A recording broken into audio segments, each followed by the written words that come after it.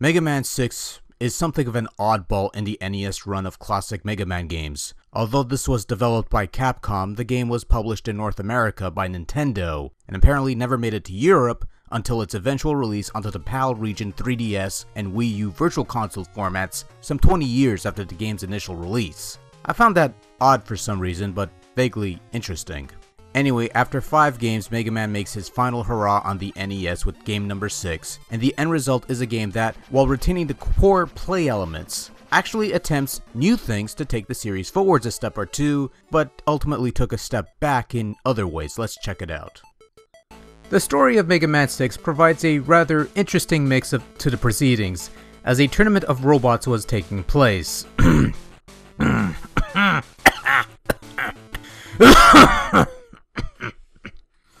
I'm sorry, there was something in my throat.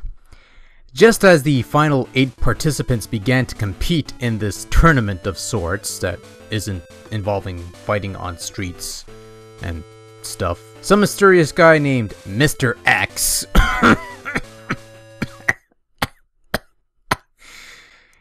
I don't know what's wrong with me today, comes in and reprograms them to take over the world.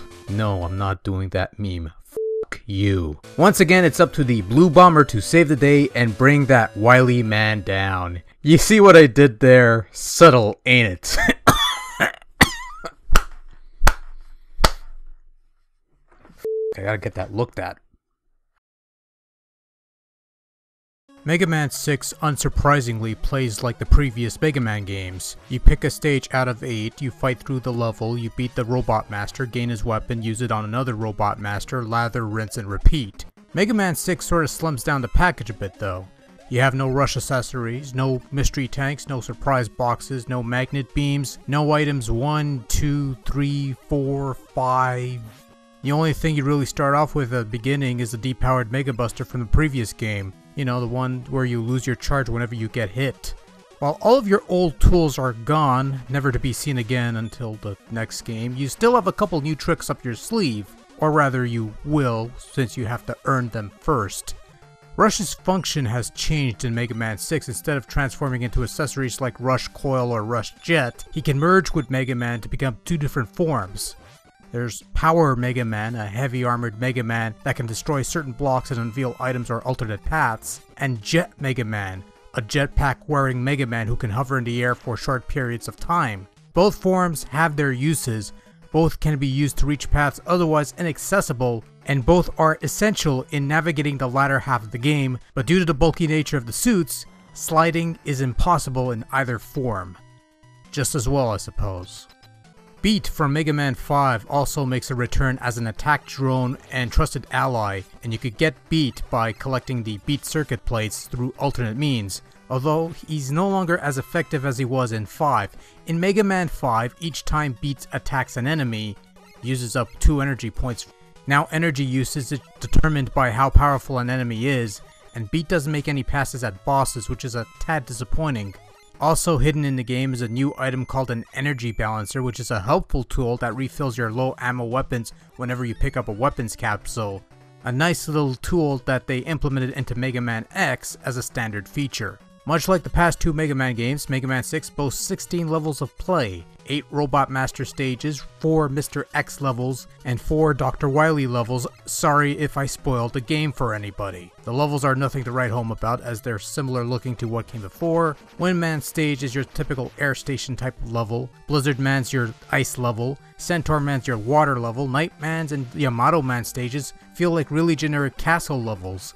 Levels don't feel unique, but there's a couple neat concepts. I rather like the reverse water portion of Centaur Man's stage, where the water's upside down and you have to time your jumps to make it over the spike pits.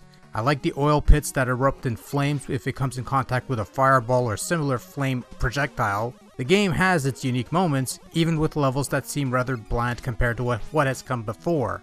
Certain levels have alternate paths and even alternate boss chambers for you to uncover, which is a somewhat welcomed wrench thrown into the linear stylings of the Mega Man formula. It is these alternate paths that you'll encounter alternate boss battles where you can earn a beat circuit play. Outside of that, Mega Man 6 is just as difficult as the previous efforts. Not too hard that you'll want to give up, but enough of a challenge that you'll actually have to work at it before winning the game. Some would argue it's nowhere near as difficult as 3 or 4, but I'll agree it's nowhere near as frustrating as the original Mega Man game. For the most part, you'll have to learn to use your rush adapters effectively if you're going to uncover the alternate routes, or even make it through the latter half of the game. Standard Mega Man fare nonetheless otherwise. Graphically speaking, just guess how this game looks graphically. Just guess, because if you've answered, it looks like all the other Mega Man games on the NES, give yourself a cookie. Which I will not be supplying. Although it really seems like all these games look the same and are virtually indistinguishable. There are a couple minor graphical effects that are noteworthy in Mega Man 6, primarily in the Tomahawk Man stage where there's actual semblance of parallax and perspective scrolling in the beginning of the level as well as during the sunsetting. They're not groundbreaking visuals, but they're a nice touch, and within the realm of 8-bit Mega Man, it's something different and the kind of thing you wouldn't see in any of the other 8-bit iterations.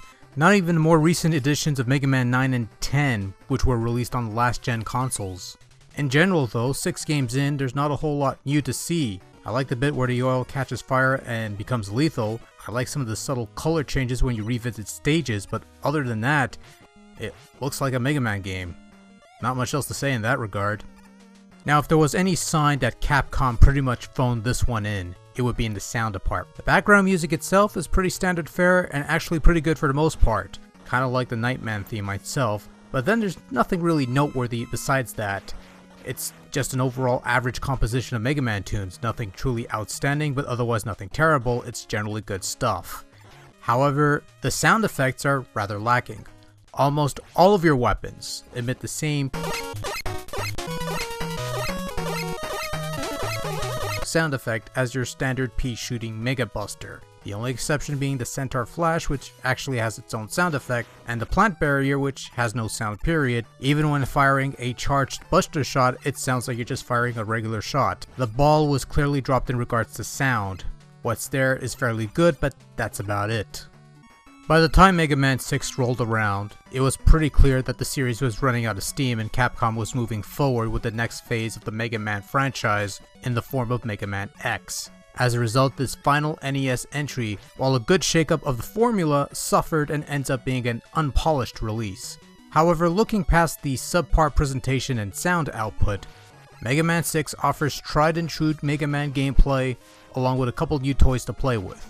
There's no doubt that had more time been spent giving the game that final polish, it would have been a true evolution of the classic 8-bit titles and a wonderful end of an era. Even as it is, Mega Man 6 is still a very good game in the series, and if you have yet to play it, give it a shot. It's available on the NES, you could get it on the Mega Man Anniversary Collection disc, and I believe it's on the 3DS and Wii U Virtual Console format, so go for it, why not?